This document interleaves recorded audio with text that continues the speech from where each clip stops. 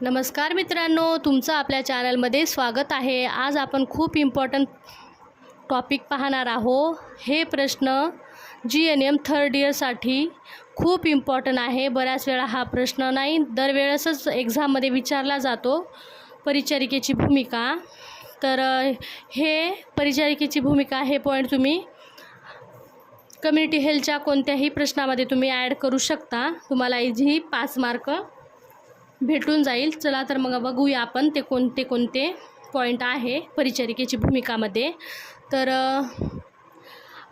RCH परिचारिकेची भूमिका म्हणजेच reproductive child health प्रोग्राममध्ये नर्सची भूमिका काय असते ते पाहूया आपण।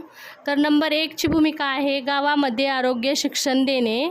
प्रत्येक गावामध्ये जाऊन आरोग्य शिक्षण देणे परिचारिकांनी। नंबर 2 आहे स्तनपानाचे महत्त्व समजवणे। स्तनपानाचे काय महत्त्व आहे तसं आईला समजून सांगणे। स्वच्छता राखून स्तनपान करणे, असे सर्व गोष्टी परिचारिका सांगते। कुपोषण ओळखणे, कुपोषण आहे का बालकाला ते ओळखणे। नंबर 4 आहे योग्य आहाराबद्दल माहिती देणे, योग्य आहाराबद्दल माहिती पण देणे। नंबर 5 आहे लसीकरण मोहीम राबवणे, लसीकरण मोहीम राबवणे। 0 ते 5 वर्षाच्या मुलांना, प्रत्येक मुलांना लसीकरण पूर्ण झालेले आहे की नाही हे परिचारिकेने लक्ष ठेवलं पाहिजे।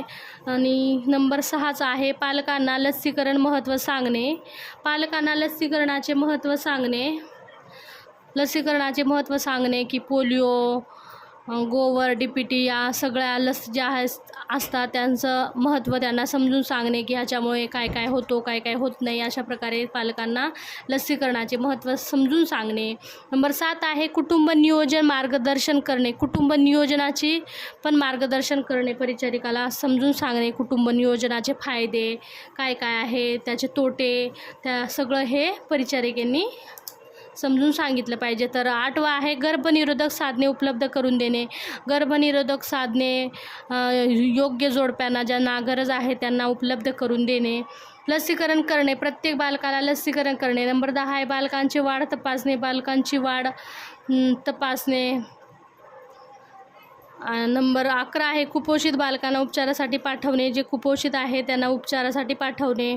12 आहे ANC तपासणी करणे, जी गरोदर माता आहे त्याला ज्या तपासण्या करण्याची गरज असते ती सर्व तपासणी करून घेतली आहे की नाही याची पण खबरदारी घ्यावी लागते। नंबर 13 आहे उच्च जोखमीच्या माता ओळखणे, ज्या उच्च जोखमीच्या माता आहे त्यांना म्हणजे प्रीक्लॅम्शिया, BP आहे, शुगर आहे, अशा माता ओळखणे आणि त्यांना योग्य उपचार देणे। 14 आहे माता आरोग्य शिक्षण देणे। 15 आहे किशोरवयीन आरोग्य सेवा देणे, किशोरवयीन मुलामुलींना योग्य प्रकारे आरोग्य सेवा देणे। 16 आहे रक्तक्षय प्रतिबंधनासाठी माहिती देणे।